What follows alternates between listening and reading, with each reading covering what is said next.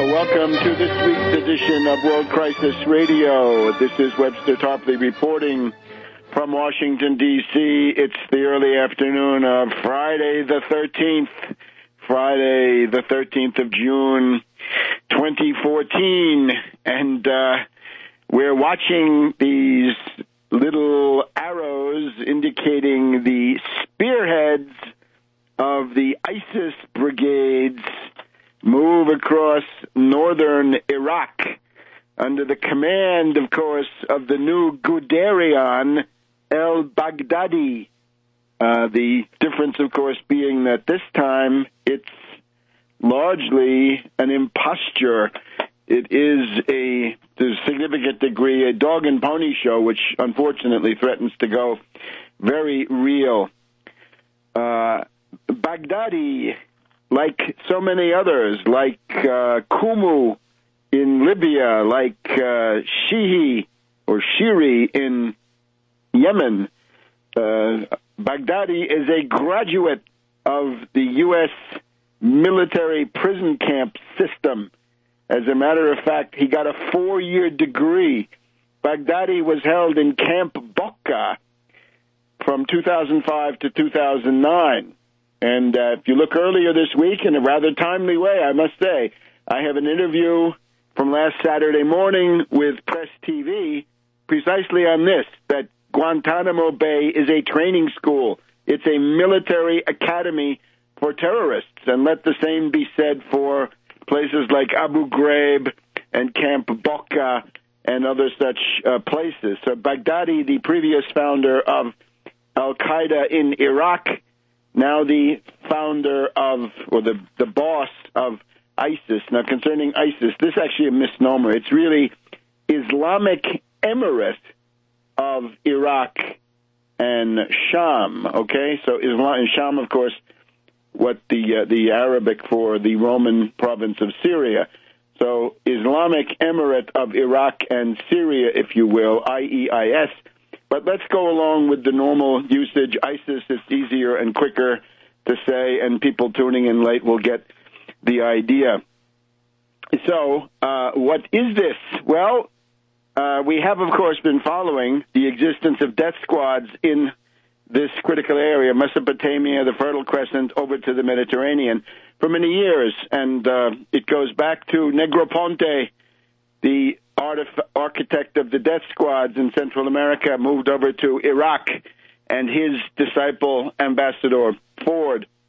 So these characters have been working away on that for the past 7 to 8 years or more, and now we're seeing the fruition.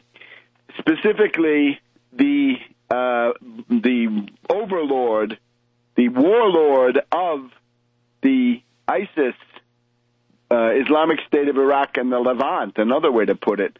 But ISIS, the boss of this is Prince Abdul Rahman al-Faisal. And this is not just anybody. Prince Abdul Rahman al-Faisal happens to be the brother of Prince Saud al-Faisal, who is the long-serving foreign minister of Saudi Arabia, and a guy that I knew in college. My heavens, he graduated from Princeton in 1966, member of Ivy Club. We never saw him. He was always skiing in Switzerland, of course, but probably had somebody writing his term papers and so forth. But Prince Abdul Rahman al-Faisal is the brother of Saud al-Faisal and of Prince Turki al-Faisal, who has been the Saudi ambassador to the United States, to the United Kingdom, and is a prominent guy. So this is a rather important branch of the Saudi royal family, and that is the command structure goes back to these Saudis. So the idea is a joint operation. We have to be careful with this now. See, we just do the ones that we know are immediately involved. Is the United States, certainly, France, Saudi Arabia, and Turkey are indispensable for the operation that we're seeing. So the Islamic Emirate of Iraq and the Levant, or ISIS, in Arabic it sounds like Daesh or something similar. This is now sweeping across northern Iraq. And just like the Guderian episode, you have to ask yourself, of these military units that are melting away, how many are doing that deliberately? How many have been bribed? The U.S. has been bribing Iraqi generals going back to the first Gulf War of 1991. And remember that Guderian's success was not all due to Guderian, but to the fact that General Hunsiger and General George and some other of the French generals that were facing the Ardennes breakout, a lot of those were defeatists. A lot of those were Vichy within a couple of weeks. A lot of those were people who said, better Hitler than Léon Blum of the French Popular Front. You get the idea. In other words, the political quality of those troops means a lot. And since that force was bribed and created by the United States, we really have to wonder why they are melting away so fast. At any rate, what we're seeing, therefore, is a planned destabilization. And we've got now this idea that a vast zone of terrorist rebels stretching from the eastern suburbs of Aleppo to the western and northern suburbs of Baghdad have now fallen under this ISIS.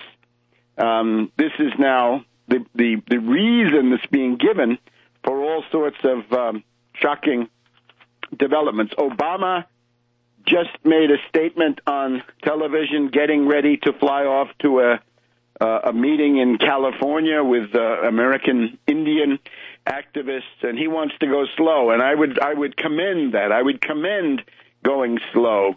Being impetuous and trying to cater to the likes of John McCain will get you nowhere.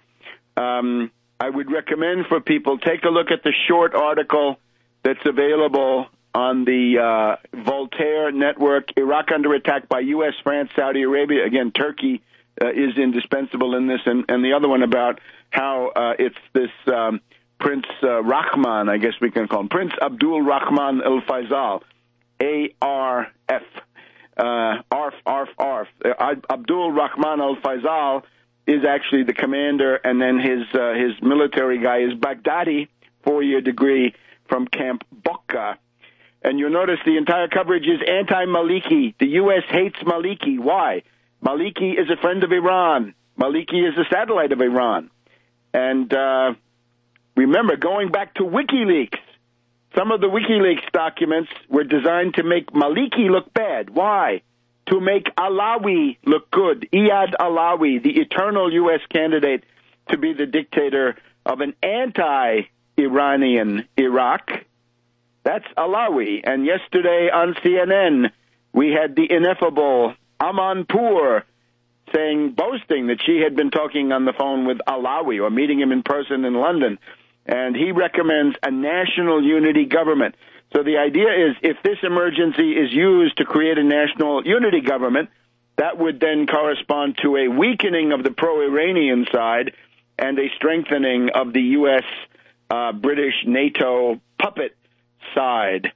And that is, of course, possible. The Iranians are responding. The Quds Force, elite troops of the Iranian Revolutionary Guard, are reportedly intervening in northern Iraq to shut down these characters. Because it's clear, as soon as ISIS meets serious military resistance, they're going to be revealed as just a bunch of crazies riding around in pickup trucks with machine guns on the back. So that is the idea. We'll be back in just a minute on World Crisis Radio. Welcome back to World Crisis Radio. Yesterday, the 12th of June, was the day of Russia, the Russian National Day, equivalent to the U.S. July 4th, the French July 14th, and so on down the line. A very nice reception at the Russian embassy. Just two things to note. The churls, the ill-bred, dishonorable churls of the State Department did not send, as far as I could see, anybody there to congratulate Russia. Mm. And the D.C. police let a bunch of pro-Ukrainian demonstrators get very close to the door, and these characters had the gall to say if you were going into the Russian reception, you were a fascist. How about that? The pot calling the kettle black. Not only are they fascists, they're actually Nazis. Forget about fascists. The people supporting the right sector and so forth in Ukraine qualify as absolute neo-Nazis. So I don't see what happens here with the D.C. Police Department. We'll be looking into that. The other thing I would mention, take a look at C-SPAN. My research indicates that that lecture that I did at the National Press Club September of last year is now the most popular Civil War item in the C-SPAN video library, going back to 2001. The only one in the entire history of C-SPAN, the only item which seems to have more views than my lecture is something by old Shelby Foote from 2001, which was an in-depth. They gave him the whole afternoon, and he gets to spin out some very interesting tales. But other than that, mine is number one. And, of course, once mine is up there for 12 or 13 or 14 years, maybe I'll be closer within striking distance of Shelby Foote. So certainly, as far as the sesquicentennial is concerned, I have to console Doris Kearns Goodwin and James McPherson and many others that I am the most watched Civil War scholar and lecturer on C-SPAN. So do take a look. Make that number go up. But now back to the Iraqi front. You get the idea. If U.S. airstrikes are ordered, then that will allow the U.S. to establish air superiority over northern Iraq. That will mean no more logistical support flights from Iran into Syria. And the interesting thing is, at the height of the crisis on yesterday, we had the White House saying, none of this will interfere with our plans to help the moderate opposition in Syria. The moderate opposition is gone. As far as I can see, the Free Syrian Army has just about ceased to exist. Many of them have fled. Some of them are in Sweden. There is no more Free Syrian Army on the ground. General Idris seems to have fled. He's apparently in hiding. So who are they giving these weapons to? It's obvious they're giving them to these crazies, and they're doing it with the cooperation of Saudi Arabia. Fareed Zakaria today, commenting on the speech by Obama, says, we're going to have a situation where the U.S. will be functioning as the air support for the Iranian Quds force. Well, Fareed, maybe you didn't notice, but your proposal for Syria was that the U.S. Air Force would have been the air support for al-Qaeda. So I think we're rather better off being the air support for Iran, if it comes to that, which I hope it doesn't, but just to follow his paradox to its idiotic conclusion. So all of this prepares new moves that are anti-Iran, anti-Syria, and with the booty, money, and goods, military equipment, the ISIS can transfer those back into Syria and try to mount something perhaps against Assad. Otherwise, Assad is triumphal. Assad has run a successful election that compares quite favorably with elections in Afghanistan or in Ukraine or anywhere else in terms of turnout and the number of votes that he got, with the honesty and actual independence of the opposition candidate. All of that seems to reflect very well on Assad. So Assad goes from strength to strength, and this is a desperate move to try to cut it off. Also notice, this ISIS has been based in southern Turkey, and one of the things we pointed to last year with the Ghouta fake chemical warfare scare was that what had probably happened was that a force from ISIS had crossed out of Turkey and attacked the Syrian province and city of Latakia over there in northwest Syria. After that, this ISIS force appears to have been transferred across southern Turkey and then into this area of Raqqa being the far northeast province of Syria. So you get the idea. We call for no bombing, stay out of this. Rather, tell the Saudis and the CIA and the French and the Turks to stop doing this. Just stop it, right? Stop it. That would be the right thing from Obama. Now, concerning McCain shows that not only a coup in Iraq, right, toppling Maliki and bringing on Alawi and a group of Western puppets, that is part of the deal over there. How about a coup here in the U.S.? The coup faction, we know who they are, right? It's always Petraeus, embodies Bonapartism, coup, putsch, you name it, in the U.S. And we know that group around Kerry, Samantha Power, have called in Petraeus and General Keane from the Washington Post of some weeks ago to try to find ways to attack Assad. Looks like we're seeing one such way right now. So McCain yesterday, in a raving speech on the Senate floor, McCain says, first of all, fire Dempsey. Yeah, Dempsey is Obama's hand-picked general, right? He's the general who protects Obama from the insubordinate putschist officer corps we seem to be developing, or factions thereof. He wants Dempsey out. McCain says, Obama, fire your entire national security team and bring in who? Bring in Petraeus, General Keane, the two warmongers that are already working with Kerry and Samantha Power. Petraeus and General Keane, of course, the guy from the Institute for the Study of War. And once we've said these names, Petraeus and Keane in particular, as well as McChrystal, are heavily implicated with the Kagan family neocon warmonger network that includes Newland, but also Frederick Kagan and Kimberly Kagan. Kim Kagan, we saw her on television this week, a somewhat disturbed television presence, but that's another story.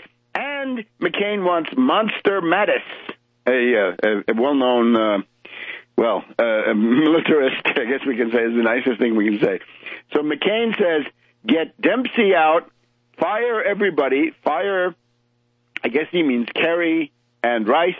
Some of these should be fired, but not in the way that McCain says. And then he says, bring in the victorious generals, the people who know what to do, Petraeus, Mattis, and Keane.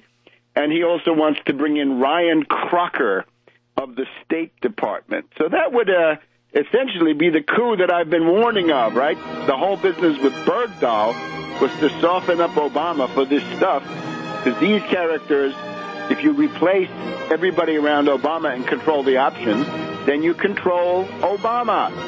So also think about the OAS against de Gaulle at the end of the Algerian War. Back in a minute on World Crisis Radio.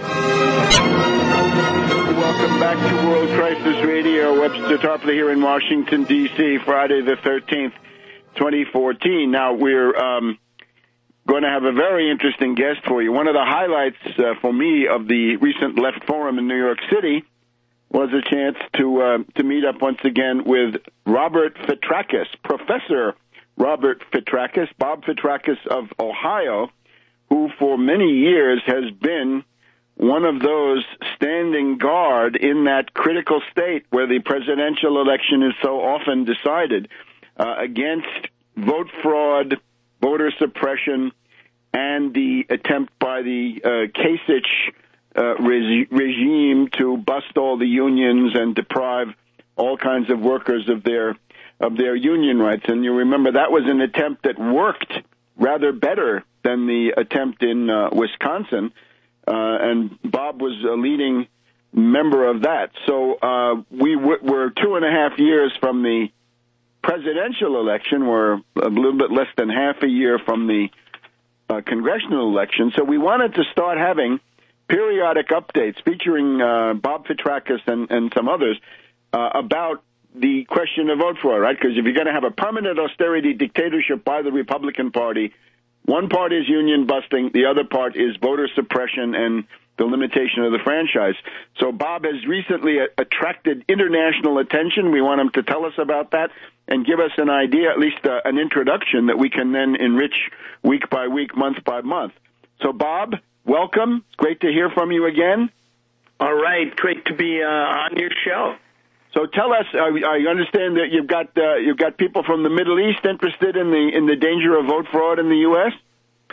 Yeah, I did an interview with an Iranian news service, and unlike the American news service, they actually read the documents, which is always a good starting point, because we at the freepress.org, as you know, and just like with your research, we actually traffic in public records that can't be disputed.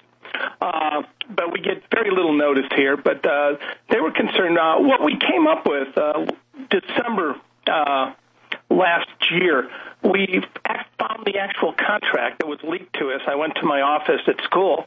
Someone, no doubt retiring from the state with a conscience, put the contract on my desk that showed 14 months before the 2004 election, the J. Kenneth Blackwell, the co-chair of the Bush-Cheney campaign and the Secretary of State, had contracted with a man named Michael Connell, who died in a small plane crash in 2008.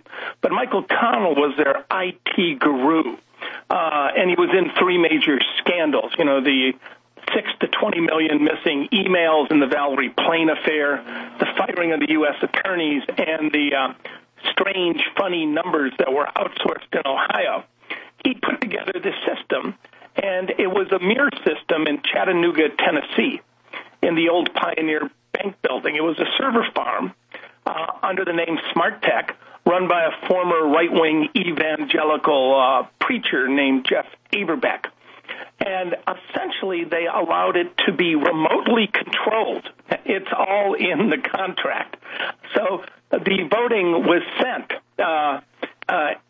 in the wee hours of the morning down to Chattanooga, where it appeared the results of the 2004 election were reversed. So instead of Kerry winning by 3% in Ohio, Bush wins by 3%. And those numbers correspond to when the vote was essentially outsourced. And the contract called for all private contractors. So private contractors, and we know this pattern, ran the election in 2004 in Ohio. And, they're more interested in Iran, Russia, Germany, Japan, and Al Jazeera news than they are in Ohio or the United States. So the entire second term of Bush was due to vote fraud through this network. Yeah, no, and it's quite obvious if you follow the pattern. I know you wrote that excellent biography on his father, but the first computer vote fraud is manifested in 1988 in the New Hampshire primary, where Bob Dole's up by 8 points. And then John Sununu, with a computer background, brings in to Manchester for the first time these computerized computer voting machines. And, of course, the former CIA director, George Herbert Walker Bush, then wins by 9 points, a 17-point shift from the last poll the weekend before the election. And, of course, American media, the Washington Post, calls it an unexplained groundswell. Giving rise in places like Ohio. We have a saying here, Webster, that it's never over till the cyber vote comes in. So this is the redshift, not the redshift of astronomy and cosmology, but the redshift that the votes reported are always more favorable to a reactionary Republican than whatever the polls say.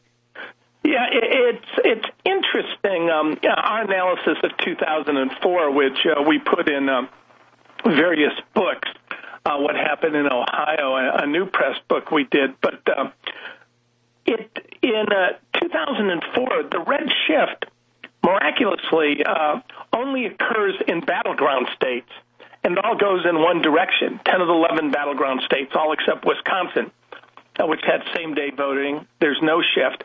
And the other 10 states, they're all outside the margin of error. So the exit polls are right in all the states that are overwhelmingly blue and overwhelmingly red, but they're wrong in the battleground states where they're outside the margin of error. And that would occur about 1 in every 900 79,000 elections, which occur every 4 years. So you would expect something like that to occur naturally in about a 3.5 to 4 million year period. Now, you've told us about 2004. On this program, we have tried, using the means we have, to cover the 2012 election and the so-called Orca devices, right? The Orca, whatever this was. You're going to tell us, I hope, that Karl Rove had put into place, in which he had ready to go on the night of the election. And many people would say the reason that Karl Rove was reluctant to concede Ohio and other states at the end was that he was waiting for those Orca computers and servers to fake the results. Can you give us an idea? Because this seems to suggest that this entire method can be defeated. At least it may be. Well, the Orca, which was associated with the Romney campaign, and also was associated with a dual program here with the Secretary of State, John Husted, in Ohio, who I brought a federal lawsuit that was thrown out immediately by a judge, but a state judge actually allowed us to keep that open until the numbers came in. But what it is, in their new game, when they stole the election in 2004, what they did is it was very sloppy. We've got a guy who was there who briefed some people thinking they were allies, and we had a Free Press reporter there. Was Ken Blackwell drawing numbers on county maps? We need 10,000 votes in Miami more. We need 20,000 in Butler County. So what happened, as you recall, in Clyde, Ohio, there was 131% vote return. Is that in two precincts in Perry County, there was 124% and 121%. In order to get those numbers at the county level, they were running over. But what Orca does... Hold the thought, Bob. Hold the thought. The music is automatic, and I don't control it, so we're going to have to come back in a minute and get the rest of the story. But it's fascinating. Back in a minute on World Crisis Radio. Welcome back to World Crisis Radio. Webster Tarpley from Washington, D.C., and we're having a fascinating conversation with Robert Fitrakis, Professor Bob Fitrakis of Ohio, who is he's kind of the reference point for every progressive cause in the critical battleground state of Ohio, and above all, expert in vote fraud and how to fight it and how to prevent it. Bob, before we go any further, you're referring to the freepress.org. And why don't you tell us how people can keep in touch with your work directly and how they can help you, if that's possible? Yeah, if the freepress.org is a nonprofit 501c3, so you can go online, go to the store, and donate and help us out there and get a tax write-off as well. And we've won numerous awards for our reporting, which stuff you would think people would report on because it's obvious. We're the ones that, found out that Romney's family and friends had bought Hart Intercivic voting machine in 2012, for example. So I would encourage you to go to freepress.org. A lot of interesting stuff there, not only on Ohio politics, but national politics, and also a variety of books.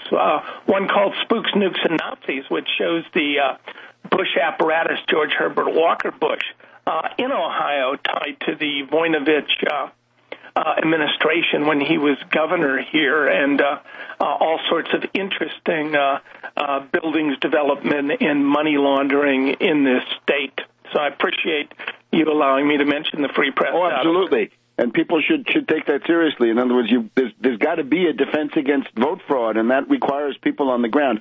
But you're telling us 131% turnout, 124%, 121%. Maybe you go back and take up that narrative where we left off. Yeah, it was really sloppy how they, outsourced and rigged the election in Ohio in 2004. Orca, and there's two other elements of this we should be concerned with, was essentially a precinct-by-precinct level in real time. So now they know exactly who has voted in these key swing states like Ohio and their preference. So it allows you to more plausibly, at the precinct level, instead of just, jamming through an extra 10,000 votes that's going to put you over in certain areas, it allows you to essentially micro-vote people that aren't voting, people that would be Republicans or independents that leaned Republican. And going along with that is a system in Ohio called election night reporting. Election night reporting, in 20 counties, they put on experimental patches in 2012, secretly coded software patches, supposedly to allow the media to get better information at the precinct level. Now, our expert testimony, a man who had worked for the NSA for 37 years and saw the light and decided, had turned libertarian and decided the government shouldn't be doing what it was doing, a man named Michael Donahoe, came forward and said, look, all you need to do is put this on the Secretary of State's site. Why would you be putting this on the county central tabulator site? Why would private ES&S, a private company, go in and secretly code, and they were coding, not so surprisingly, only the large urban counties, Cleveland, Columbus, Toledo. And you also have another problem with a group called CITL. And your listeners should be aware of CITL. They're the one that counts the military vote overseas as well as Americans living abroad. And some states give CITL direct. It's a Barcelona-based company. Barcelona, Spain. Yes.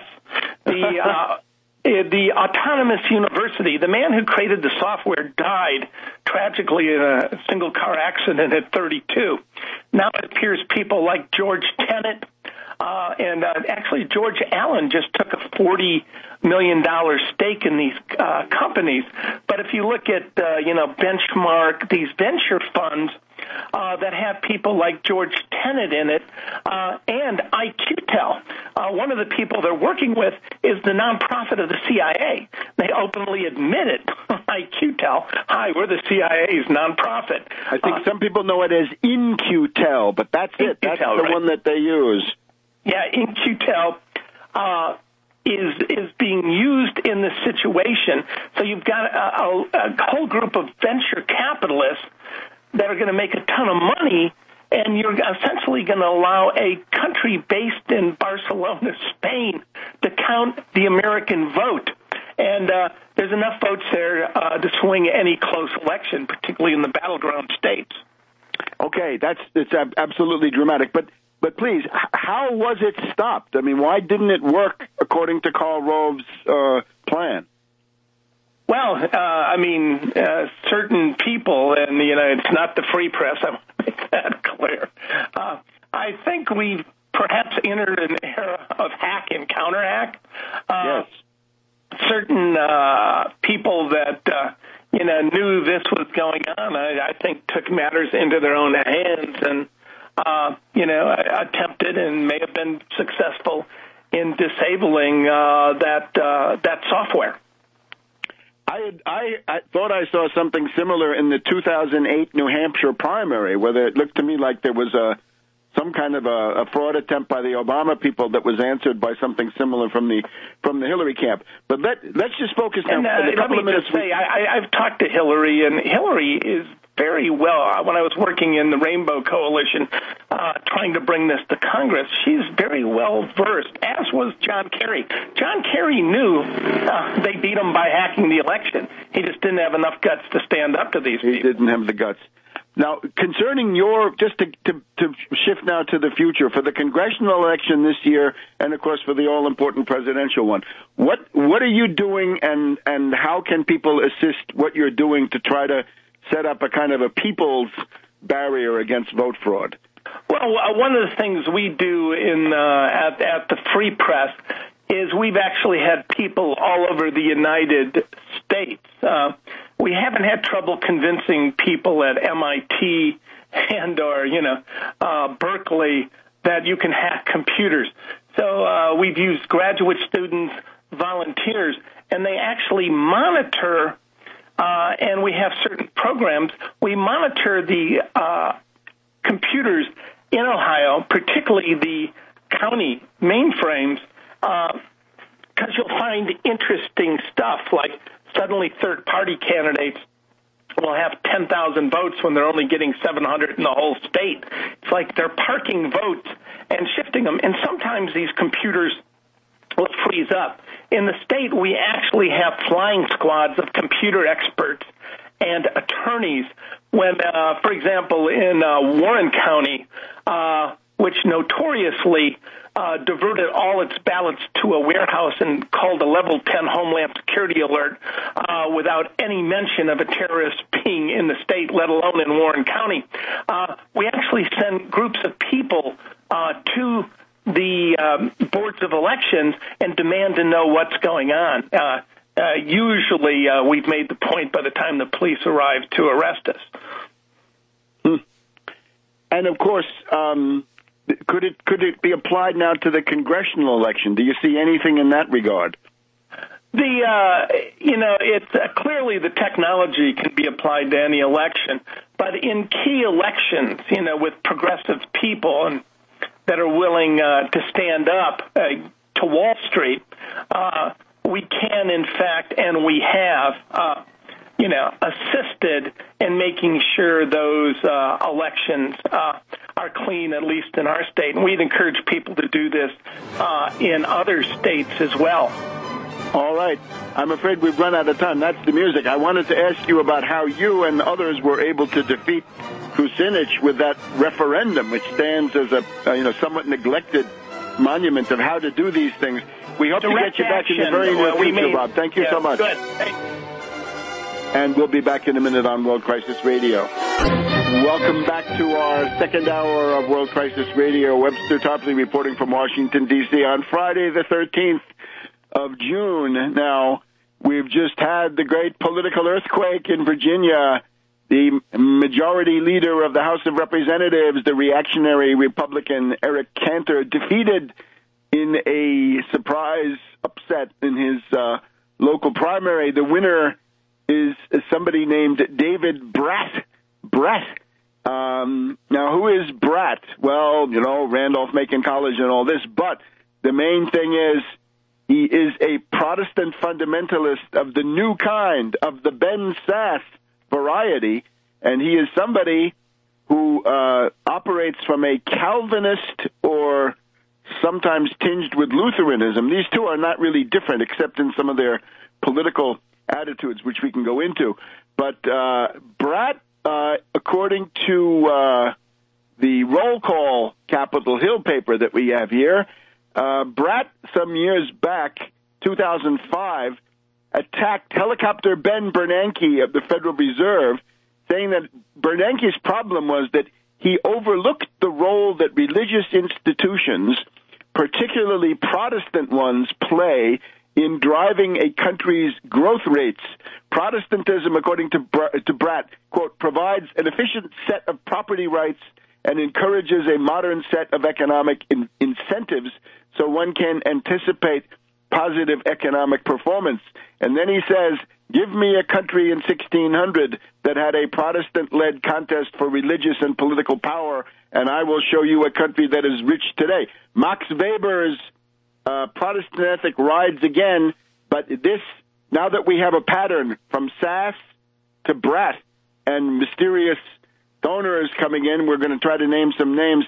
It looks like we're dealing with a pattern, and it looks like it's dangerous. The other thing about them, of course, they hate the Pope, they hate Pope Francis and Catholic social doctrine. There's no such thing as social justice for these people. So for this, we'd like to welcome, first of all, Daniela Walls of the Tax Wall Street Party, and Kyle McCarthy in Illinois of the also of the Tax Wall Street Party. So we'll have them joining us right now. Welcome. Hi, Webster. Hi, Hello Webster. there. Thanks for having us. And Kyle. Okay, so I know you two have been cooperating on some rather important research about this, so I would like to give it to you. You take it away, and let's see where it leads. We got about 20 minutes all told. Okay, great. Before we get into this wild brat and canter stuff, I just want to say that we now out in Nebraska have room to house people. The biggest band in Lincoln just offered to play a benefit for Dan. We're getting a lot of local, isn't that cool? Yeah, we're getting a lot of local interest and support, but we also need volunteers to help get the rest of our petition signatures. We need volunteers to come out to Nebraska if they can and help us get the rest of these signatures. If you want to come volunteer, please write to me at taxwallstreetparty@gmail.com. If you want to visit Nebraska, we can chat about that again at taxwallstreetparty@gmail.com. If you can't come and visit, then please consider maybe making a contribution at danfornebraska.com. Also, an immense thanks to those who have already donated and those who are already on their way to Nebraska. You guys know who you are, and thank you so much. Don't go to the seashore. The seashore is passé. Europe is passé. You want to go to the countryside, and you want to go to the deep heartland of America, and that's Nebraska. The seashore is passé. Come to Nebraska. So Dave Bratt just defeated Eric Cantor. The media story is the victory of independent populism over the Republican establishment, Webster. But the real story, Kyle and I think, here is the birth of a new strategy to install an austerity dictatorship. And we've been doing a lot of research before this on Ben Sass, but it turns out that Sass and Bratt are like the same guy. Like twins. Amazing. Right. Tell us how. They're these supposed unknowns who, everyone's telling us, oh, no one saw this coming. They launched their campaigns from small-town religious colleges. They have this elite academic and professional background, and they do it with the support of the right-wing media. And as we'll talk about the religious. I'd like you to I think listeners have an idea about SAS being the interface of the CIA, the FBI, and the Department of Justice. Now, the elite background on Bratt, give us that.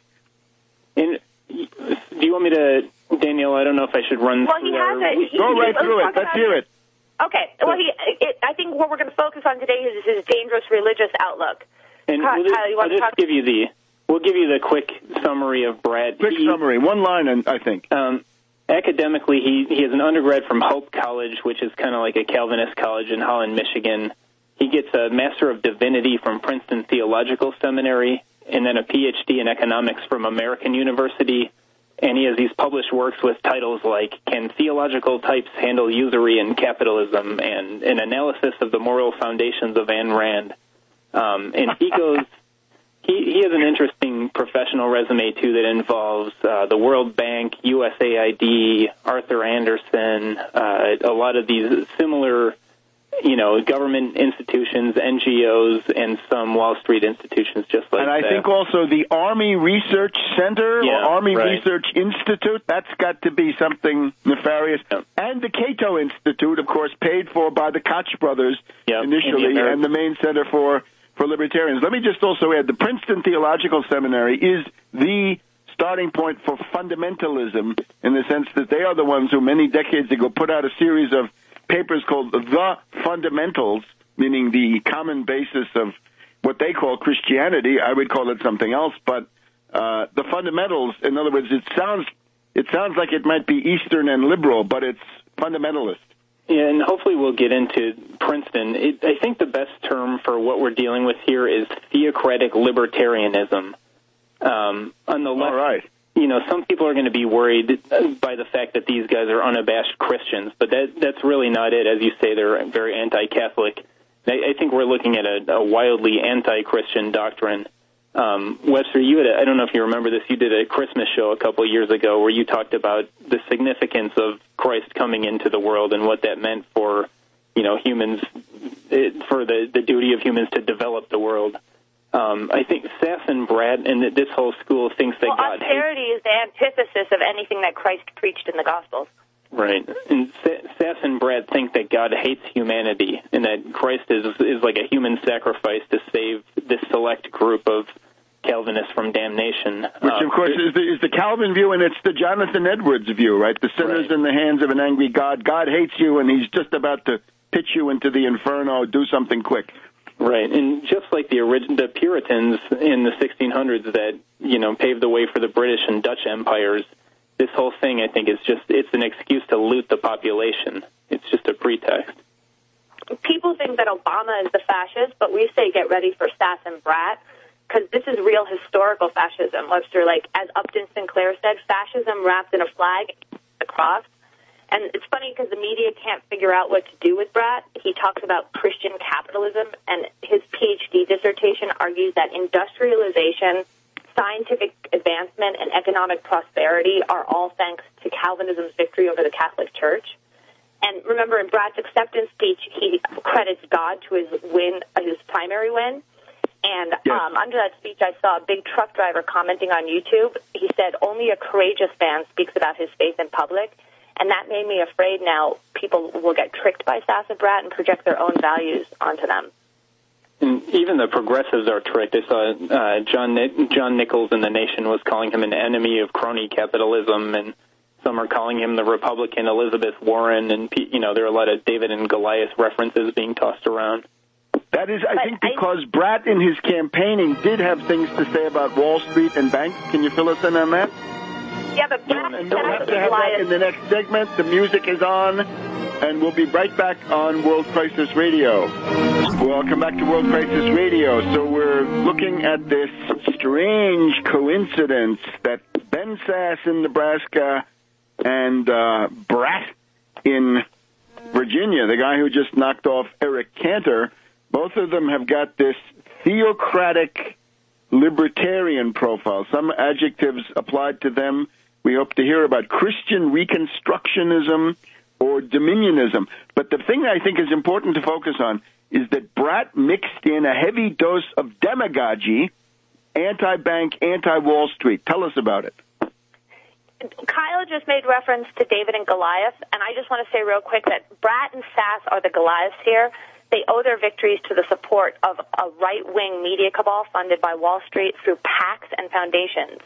Like Glenn Beck does softball interviews with both Sass and Brat right before the election because I want to say he's being paid millions of dollars to do it. And all these right-wing so-called populist hosts are in on it. Beck, Limbaugh, Hannity, Laura Ingraham, Mark Levin. Both Sass and Brat get feature stories in the National Review. There's no such treatment like in the primary for Shane Osborne in the primary in Nebraska, despite his support among the establishment. So the fix is in. A real outsider like our candidate Dan Burdorf doesn't have Sean Hannity and Mark Levin fawning over him and in love because we're not paying them to do it. And this is why Brat won. This is my case. That's why Brat won. It wasn't the $138,000. That wasn't the main issue. Brat didn't need a big war chest because he had big media, which is pay to play, like the Senate Conservatives Fund and Freedom Works and the Heritage Foundation pay Beck and Limbaugh millions annually for endorsements and for attack campaigns on people like Eric Cantor and for softball interviews with Brat and Sass. You name it. So I just want to say that. Webster, on the issue of Brat attacking banks and attacking Wall Street, it's kind of the same profile that like a Rand Paul would have, where it's just more of a rhetorical opposition, but it's not like he has any sort of programmatic alternative to this. Of course, I guess it focuses on this bailout. He's attacking Cantor for voting for the 2008 bailout. Yeah, and I think he mobilized even a lot of Democrats in the district because it was an open primary to come out and vote against Cantor. So we'll see if he can even win the general election. And speaking of, Danielle was talking about this pay-to-play thing. You have to wonder how deep it goes. I read Kurt Nimmo at InfoWars had this story yesterday called "Democrats Waste No Time Attacking Dave Brat," and he subtitled it "Libertarianism, especially when infused with Christianity, is violently rejected in Washington." But these are incompatible. I thought last week that InfoWars would come out for these insiders like they did for Rand Paul. It's a shame. All right.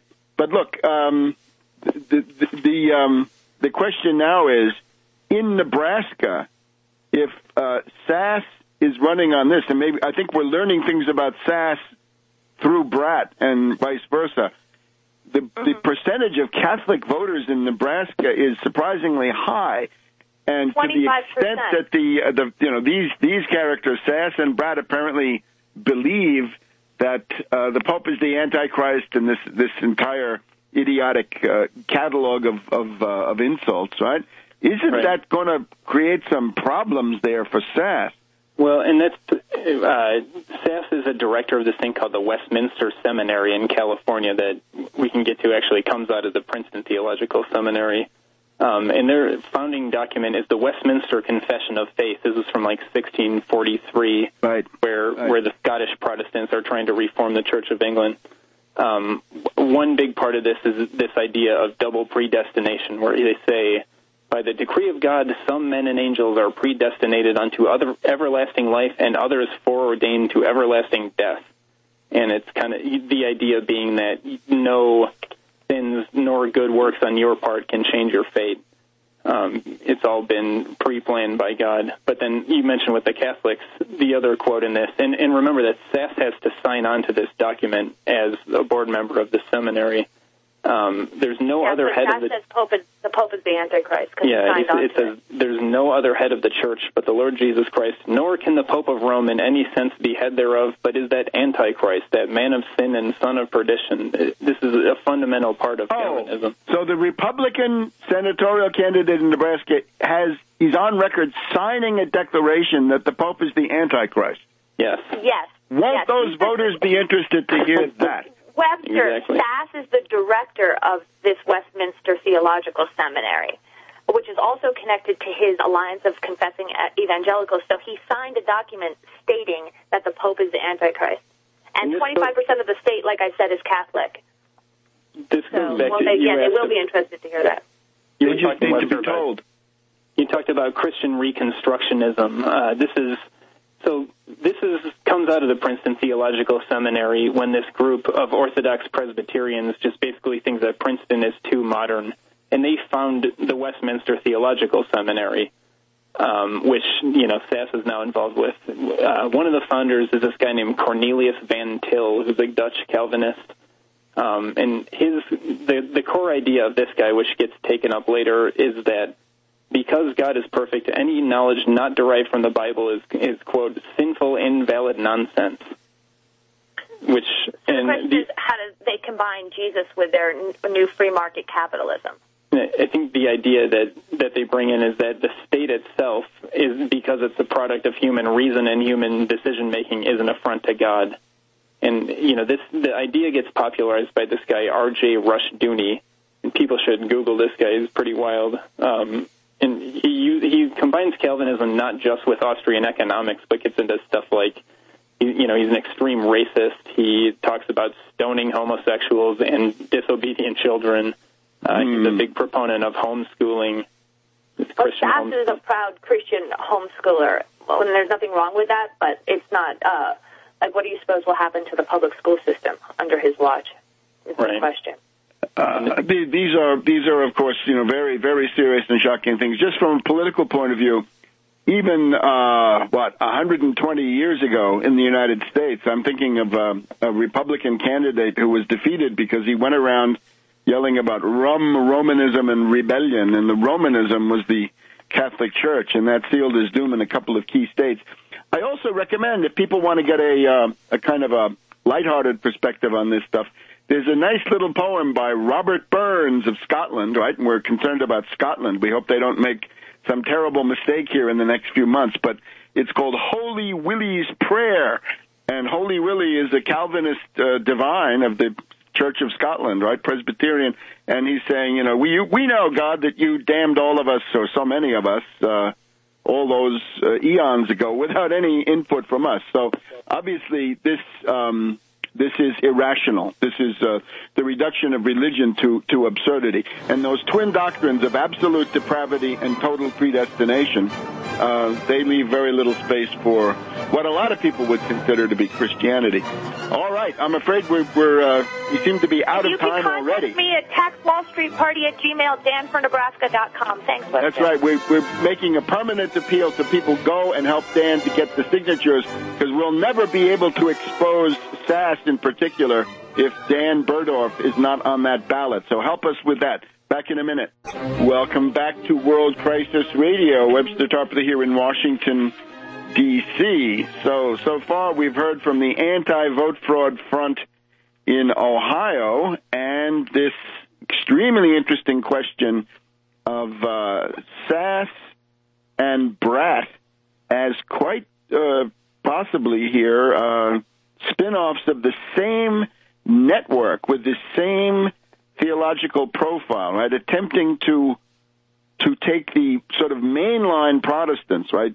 Presbyterians, Calvinists, and Lutherans, and instead of having those in the sort of liberal, middle-of-the-road form, whatever you want to call it, that they've had, to try to mobilize them to join with the more extreme charismatic fundamentalist Pentecostalists and evangelicals to try to reform some version of the moral majority or the Elmer Gantrys, the Holy Rollers, whatever you like. And this, I think, is dangerous. So if you're interested in doing something about that, then it's Dan Berdorf in Nebraska. But now, I think we can take you to the sidewalks of New York, and this is the Credico campaign. Randy Credico, and remember, this is an important national question also.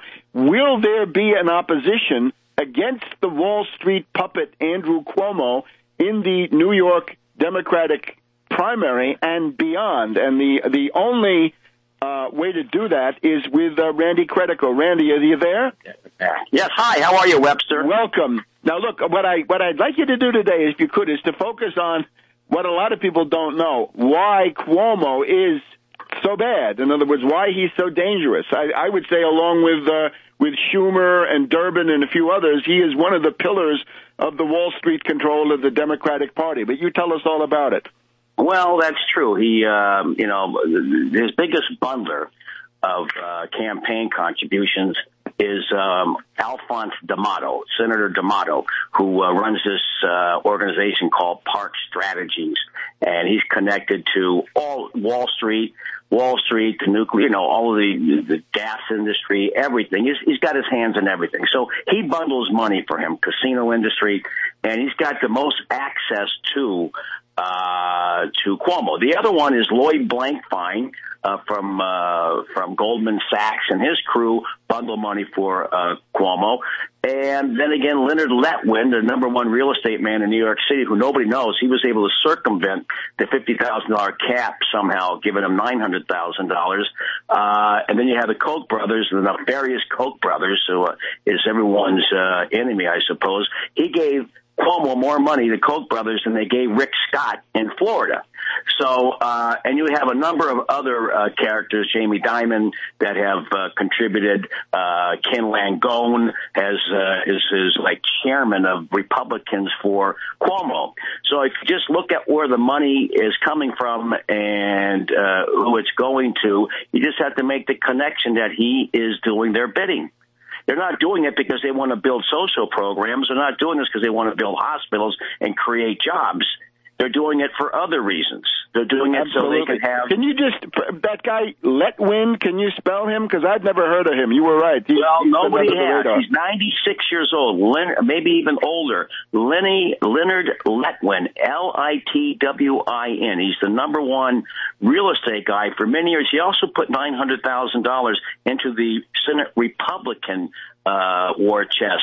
And because of the $900,000, they control the Senate, even though there's only 29 Republicans, there's 33 Democrats, but the Republicans control the state Senate because 4 Democrats broke off, called the Independent Democratic Caucus, that are connected to Cuomo, because he's closer to the Republicans' position on rolling back the social programs and not taxing Wall Street, etc. And in fact, they just in the last budget, the small bank tax was taken out, and the millionaires tax, of course, he eliminated in 2011. That's why he was dubbed by Occupy Wall Street as Governor 1%, going way back to then. So I guess we can say that Cuomo is stands exposed. Now, the question is, the way I understand it, you're the only hope of anybody getting on the ballot to challenge him and expose him. So far, there's a woman that ran against him in the Working Family, which is not a party, by the way. It's the Democratic Party's handmaiden, the Working Families Party. They have supported Schumer, Carl McCall, all the Wall Street boys. They have supported every year in every election, Working Families Party. But they have that cachet as being some progressive party that supports progressive causes. But they really, if you look deep, it's really a tugboat for the Democratic Party. And they did have a convention a couple of weeks back, and some woman entered the race late, and Cuomo had to use everything he could to stop her from actually getting the endorsement. 58 to 42%. The White House called up, everybody called up the big unions that control the Working Families Party. But the big unions that control, they got mollified by Cuomo. 3 or 4 of them with special deals, and he was able to arm wrestle the opposition to a defeat, 58 to 42. And her name is Zephyr Teachout, and she's got a platform very similar to mine. I don't know about the Occupy Wall Street. The Taxi Wall Street. I'll be speaking to her as soon as this show is over. She finally reached out to me. She now is considering running primary against Cuomo. She's thinking about running in the primary against Cuomo. So there would be 2 people here that have a FDR-style program, attacks Wall Street, hopefully. If she were able to generate a lot of money and she were to take on my positions, particularly the leitmotif of my campaign is the taxing Wall Street and a bank tax, reinstituting the bank tax and the stock transfer tax, which we have that's immediately refunded in this state. As soon as they put it in, they get it right back. And so bridges and tolls are going up. MTA, subway fares have gone up. There's a lot of lotto games, cigarette taxes, all these regressive taxes to make up for where the money should be coming from, and that is from, the thieves of the planet, and that's Wall Street. And so we got to keep hammering away at this theme here, and that's the theme until people start picking it up. You've been, sent out the clarion call for it for a long time now, and it's got me repeating what you're saying, and a lot of people are jumping on board. It really is the only way we can fix the mess that we're in. Absolutely, and of course, if Ms. Teachout is interested, imitation is the sincerest form of flattery. But I would recommend hang tough on the 1% Wall Street sales tax, serious stuff. In other words, not some tiny thing that goes for the Penguins and the Pelicans, but something that's going to help working people in the city. Now, that is not to be bargained away. The 1% sales tax is if that's not, I wouldn't bargain that away for anything. Okay. Now, and more power to you, right? Because what you're doing is courageous, and you can imagine, right, going up against the New York Democratic machine. This is not a picnic. So, it really is. And I was in Albany yesterday, and these guys get real nervous. One guy signed my petition, a big consultant up there, because he hates Cuomo. And then last night he sent me an email asking me to strike it out because he's afraid he'll be retaliated against. He'll be leaned on. They'll send a delegation to his house. But now, when is the deadline for the signatures, and how many do you have, and how can people help? We got half of what we need at the minimum right now. We're 2 weeks in. We got 4 weeks left, and people need to help out. I'm here with a big supporter of yours, Chris. And it's Credico 2014. We're running out of time. Credico 2014, right? Yes, that's it. Okay, so go to Credico. It's Credico2014.com and get in there against Cuomo.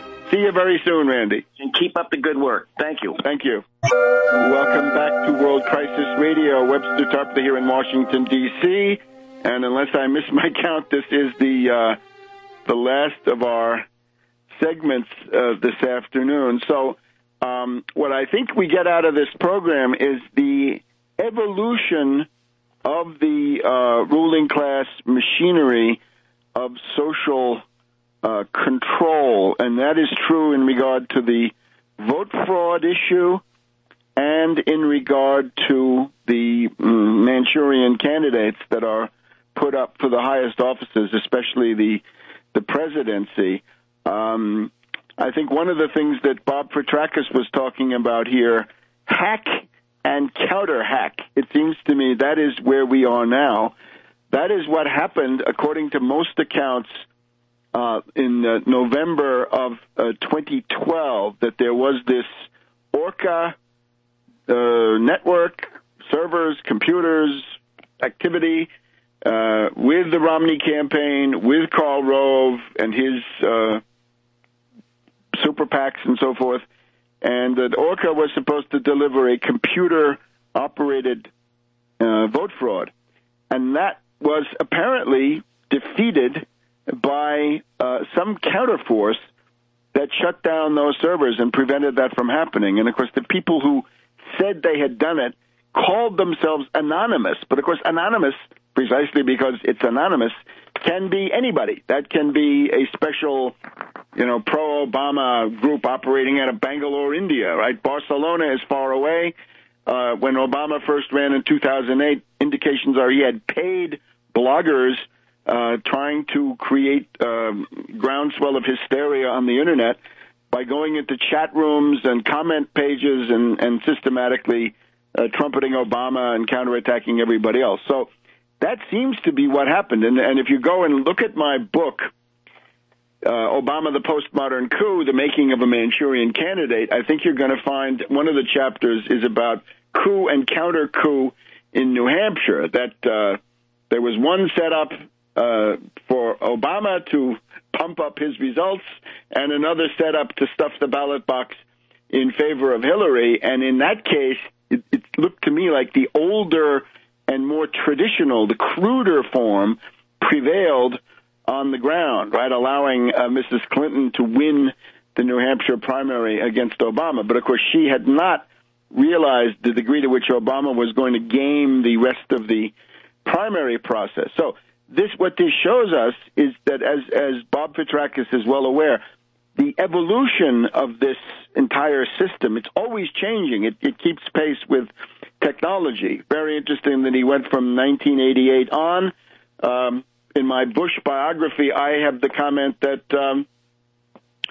the Manchester Union leader in 1980 said that the Bush campaign looked like a CIA covert operation. Right? God knows what it included. Right? In those cases, it was largely a matter of bribery of certain key voters.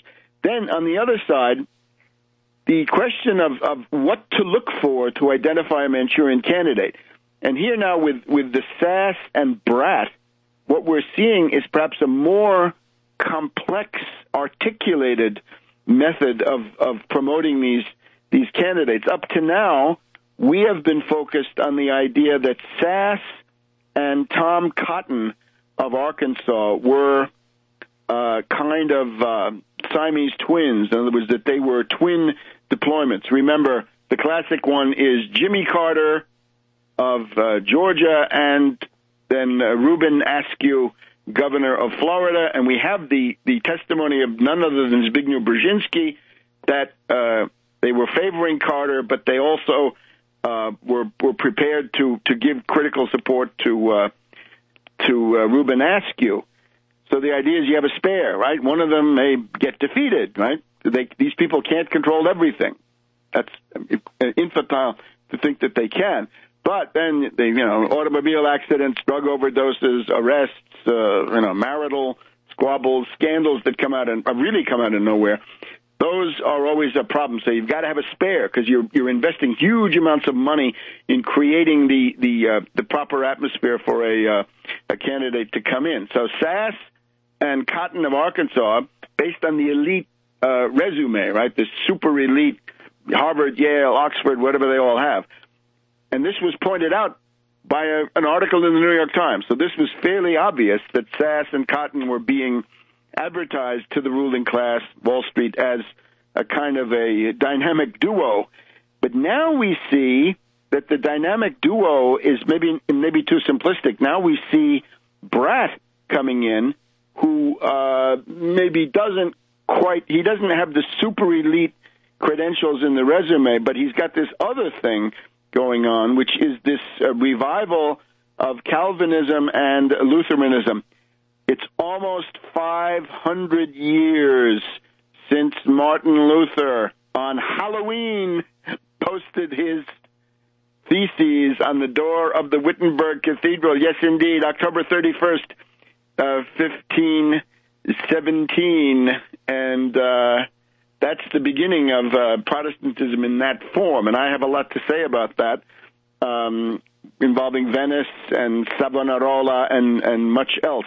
But just for now, 500 years, it's an attempt to refurbish this, and to get to the permanent austerity dictatorship, for which you've got to have union busting, for which you've got to have vote fraud, and again here, Ohio is an obvious showcase of these policies.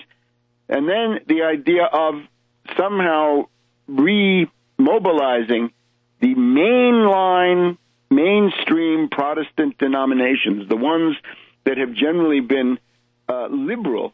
And this included idea that you're going to be going against the Roman Pope. Now, whether they knew, they'd be dealing with Pope Francis and the wonderful series of prophetic gestures that he's been making to revitalize the Christian social doctrine, the Catholic social doctrine. That is hard to tell. But the fact is, here we are with people coming forward for Calvinism and Lutheranism, again with this total depravity and absolute predestination lurking in the background. The Pope is the Antichrist. And the interesting question of usury, because usury, of course, is certainly frowned on and more or less forbidden in real Christianity. And it's people like Calvin who say, no, you can take what the market will bear. In the English-speaking world, I would focus on John Milton, the poet from England, part of a Venetian network, went over there, a great admirer of the Venetians, in touch with them his entire life. And his father, of course, was a scrivener.